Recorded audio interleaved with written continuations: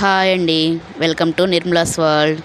ఈ వీడియో అయితే వరలక్ష్మి వ్రతం రోజు తీసిన వీడియో అనమాట. సో నిన్న పోస్ట్ చేద్దాం అనుకున్నాను, కానీ నేను వీలు కాలేదు. అందువల్ల ఈరోజు అయితే పోస్ట్ చేస్తున్నాను అనమాట. ఇంకా మార్నింగ్ అయితే ఇల్లు అవన్నీ తుడిచేసుకొని ఇంకా స్నానం అయితే చేసేసుకొని ఇల్లు దాలబంద్రాలకైతే గడపకైతే బొట్లు పెట్టుకుంటున్నాను అనమాట. నైటీతో అంటే ఇది కొత్త నైటీ అండి. నేను ఎప్పుడైనా పండగలకి కొత్త నైటీలే కొనుక్కుంటుంటాను అనమాట. ఆ రోజు కొన్న నైటీ వేసుకుంటాను, పాత నైటీలు వేసుకోను. సో ఇంకా వంటలు అవి చేయాలి కాబట్టి చీర మీద కంఫర్టబుల్గా ఉండదు కాబట్టి సో నైటీతో అయితే ప్రాసెస్ మొత్తం చేసేసుకొని లాస్ట్లో పూజలు అయితే చీర కట్టుకుంటాను అనమాట.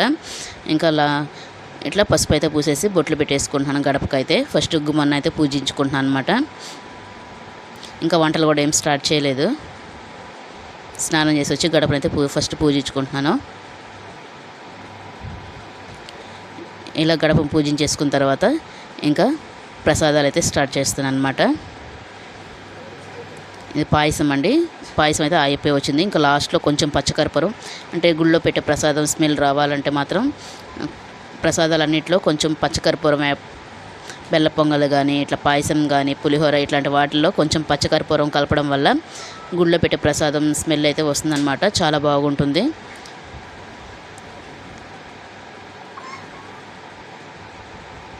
ఇదే అనమాట. ఇంకా ఇది పులుసు అన్నానికైతే రైస్ అయితే నానబెట్టేసుకున్నాను. పులుసు అన్నానికి రైస్ నానబెట్టేసుకొని ఇంకా వడలకు కూడా నూనె అయితే వేడి చేసుకుంటున్నాను అనమాట. ఇంకా 3 పొయ్యిలు ఉన్నాయి కాబట్టి సో ఎంత సింపుల్గా అయిపోయిందనమాట. చాలా ఈజీగా సింపుల్గా అయిపోయింది.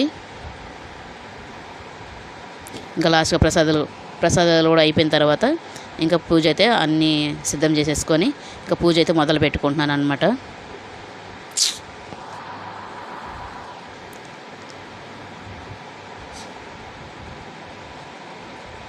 పూజ మొదలు పెట్టుకునేసి ఫస్ట్ అయితే గణపతిని అయితే పూజించుకోవాలి కాబట్టి ఫస్ట్ పసుపుతో గణపతిని చేసేసుకొని ఇంకా గణపతి అష్టోత్తరం ఉంటుంది కదా, అష్టోత్తరం అయితే అక్షింతలతో చదువుకుంటున్నాను అనమాట. పసుపు అక్షింతలు కలుపుకొని ఫస్ట్ విఘ్నేశ్వరుని అయితే పూజించేసుకున్నాను అనమాట. మనం ఏ పూజకైనా ఫస్ట్ విఘ్నేశ్వరి పూజ చేసుకుంటాం కదా, ఎటువంటి ఆటంకం లేకుండా జరగాలని. ఇంకా తర్వాత విఘ్నేశ్వరి పూజ అయిపోయిన తర్వాత ఇంకా అమ్మవారికి అయితే కుంకుమ పూజ అయితే చేసుకుంటున్నాను అనమాట. మహాలక్ష్మి అష్టోత్తరం ఉంటుంది కదా, సో అవైతే ఇట్లా చదువుకుంటున్నాను. కుంకుమతో చదువుకుంటున్నాను అనమాట. కుంకుమ పూజ చేసుకుంటున్నాను. ఇట్లా పనులన్నీ అయిపోయి ప్రశాంతంగా కూర్చొని చేసుకుంటే చాలా ప్రశాంతంగా ఉంటుంది కదా. సో ఇంకా ఇలా కుంకుమ పూజ కూడా అయిపోయిన తర్వాత ఇంకా అమ్మవారికి ఇష్టమైన కనకధర స్తోత్రం ఉంటుంది కదా, కనకధర స్తోత్రం అయితే చాలా అంటే చాలా పవర్ఫుల్ అండి. మన తెలుగు వాళ్ళకి అందరికీ చాలామందికి తెలిసి ఉంటుంది అనమాట. ఇది ఎంత పవర్ఫుల్ అంటే ఒక్క నెల 2 పూటలు కానీ కనకధర స్తోత్రం ఇంట్లో చదువుకుంటే మనకి ఏదో ఒక విధంగా ధన రూపం, పని రూపంలో కానీ ఏదో ఒక రూపంలో మనకి డబ్బులు అనేది బాగా కలిసి వస్తుంది. మన లైఫ్ కూడా మారుతుందండి. అంటే ఎగ్జాంపుల్ నేను ఒకప్పుడు బాగా చదివేదాన్ని 2 పూట్ల, కానీ ఇప్పుడు టైం లేక నాకు శుక్రవారాల పూట అట్లా వీలున్నప్పుడు మాత్రం చదువుకుంటుండేదాన్ని.